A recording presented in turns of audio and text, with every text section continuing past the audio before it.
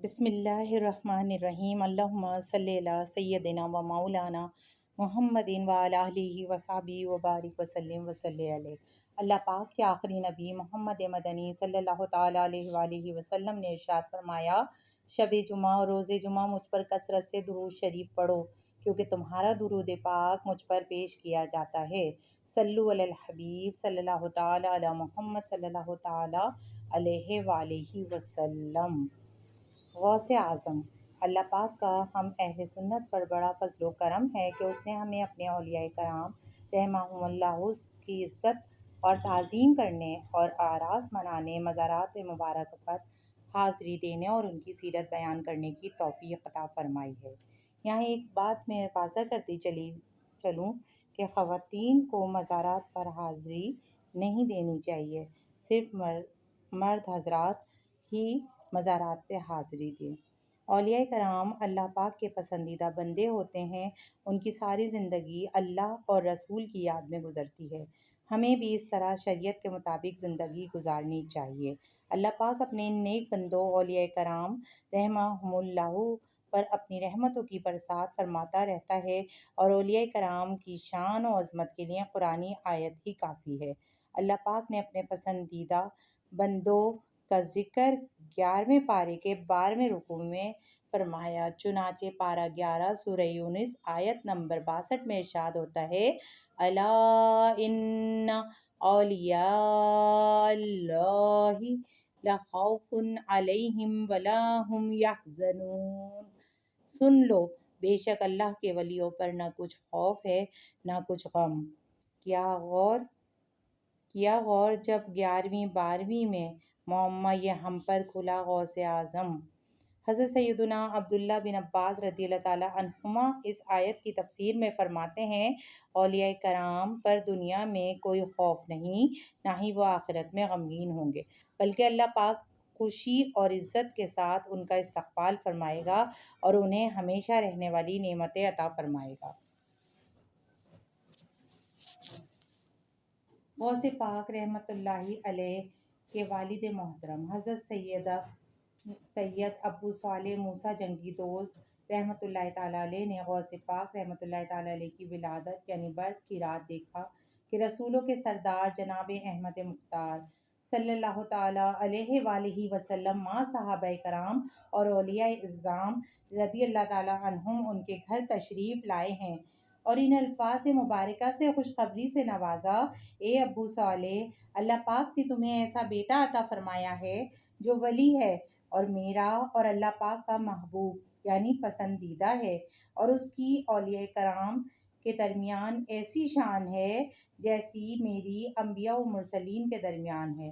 نیز دیگر انبیاء کرام نے یہ خوشخبری دی کہ تمام اولیاء تمہارے نیک بخت بیٹے کے فرما بردار ہوں گے، اور ان کی گردنوں پر اس کا قدم ہوگا، جس کی منبر بنی گردنیں اولیاء، جس کی منبر بنی گردنیں اولیاء، اس قدم کی کرامت پہ لاکھوں سلام۔ غوث اعظم امام التقیٰ والنقیٰ، جلوہ شان قدرت پہ لاکھوں سلام۔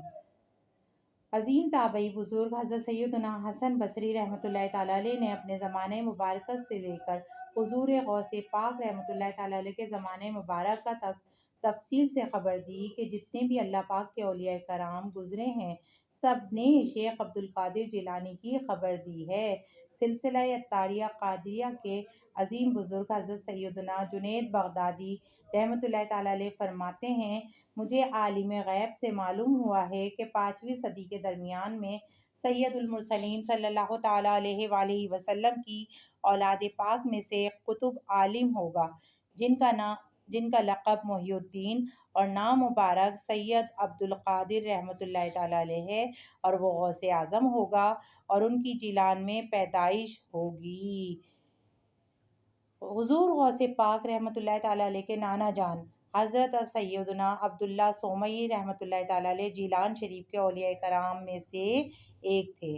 آپ رحمۃ اللہ تعالیٰ علیہ نہایت پرہیزگار ہونے کے علاوہ صاحب فضل و کمال بھی تھے۔ آپ رحمۃ اللہ تعالیٰ علیہ مستجاب الدعوات تھے، یعنی آپ کی دعائیں قبول ہوتی تھیں۔ اگر آپ کسی شخص سے ناراض ہوتے تو اللہ پاک اس شخص سے بدلہ لیتا، اور جس سے آپ خوش ہوتے تو اللہ پاک اس کو انعام و اکرام سے نوازتا۔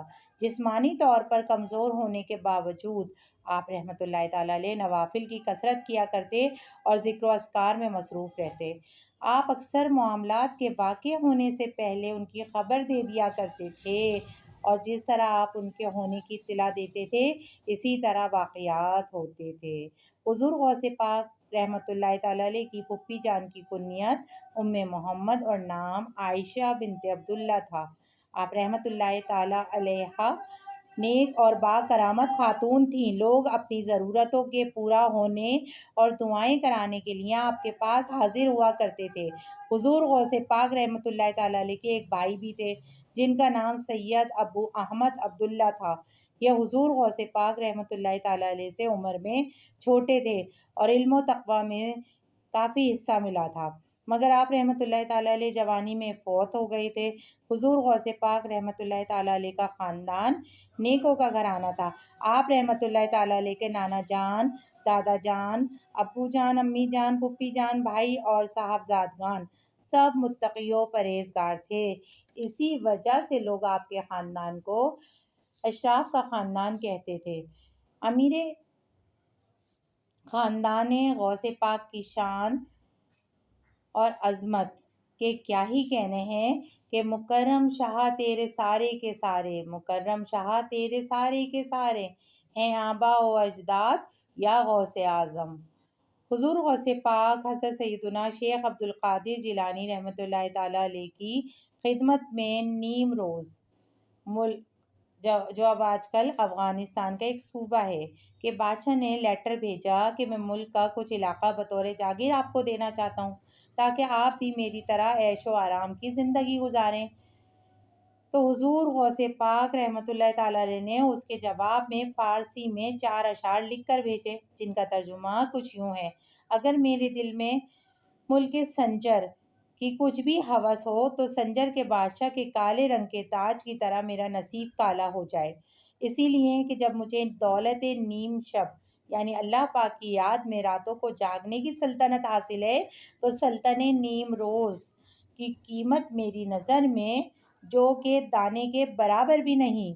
ان کا منگتا پاؤں سے ٹھکرا دے وہ دنیا کا تاج، ان کا منگتا پاؤں سے ٹھکرا دے وہ دنیا کا تاج، جس کی خاطر مر گئے منعم رگڑ کر ایڑیاں۔ غوث پاک ہمارے پیارے پیارے پیر و مرشد حضور غوث پاک رحمۃ اللہ تعالیٰ علیہ بہت زیادہ عبادت و ریاضت اور قرآن کریم کی تلاوت فرمایا کرتے تھے۔ چنانچہ منقول ہے کہ آپ رحمۃ اللہ تعالیٰ علیہ 15 سال تک رات بھر میں ایک قرآن پاک ختم کرتے رہے۔ آپ رحمۃ اللہ تعالیٰ علیہ روزانہ 1000 رکعت نفل ادا فرماتے۔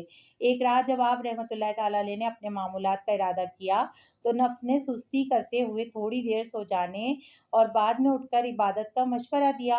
جس جگہ دل میں یہ خیال آیا تھا اسی جگہ اور اسی وقت ایک قدم پر کھڑے ہو کر آپ رحمۃ اللہ تعالیٰ علیہ نے ایک قرآن کریم ختم کیا۔ ہو سکتا ہے کسی کے ذہن میں یہ سوال پیدا ہو کہ بزرگان دین رحمہم اللہ اتنی زیادہ عبادت کیسے کیا کرتے تھے؟ تو اس کا جواب یہ ہے کہ نیک بندوں کے دل محبت الہی اور پرہیزگاری سے آباد ہوتے ہیں۔ یہ اپنے دلوں سے دنیا کی محبت نکال دیتے ہیں۔ ان کی روحیں ذکر الہی کے بغیر بے چین و بے قرار رہتی ہیں، اس لیے وہ ہر لمحہ یاد الہی میں مصروف رہتے ہیں، اور یہ مقام عبادت اور ریاضت میں سخت محنت کرنے سے حاصل ہوتا ہے، جس میں کسی نہ کسی کچھ یوں ہے کہ آج کل سوشل میڈیا پر اس طریقے کی کوئی بات تھی کہ آج جس طرح لوگ ساری رات سوشل میڈیا پر چیٹنگ کرنے، ویڈیوز دیکھنے وغیرہ میں گزار دیتے ہیں اور بارہا تھکن و کوفت کا اظہار بھی نہیں ہوتا۔ اب پتہ چلا کہ پہلے کے بزرگ کیسے ساری رات عبادت میں گزار دیتے تھے، وہ ان کا چین و قرار یاد پروردگار میں تھا، جس وجہ سے وہ اپنے پروردگار کی یاد میں اس طرح مشغول ہو جاتے کہ ساری رات گزر جانے کا پتہ بھی نہ چلتا تھا۔ اور ہم دنیا کی لذتوں میں ایسے بدمست ہیں کہ ہمیں دنیاوی خواہشات سے ہوش ہی نہیں آتا۔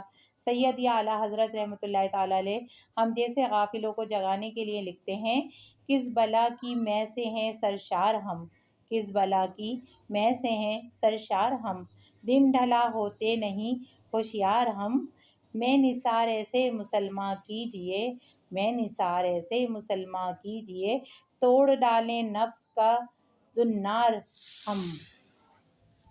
صلو علی الحبیب صلی اللہ تعالیٰ علی محمد صلی اللہ تعالیٰ علیہ وآلہ وسلم۔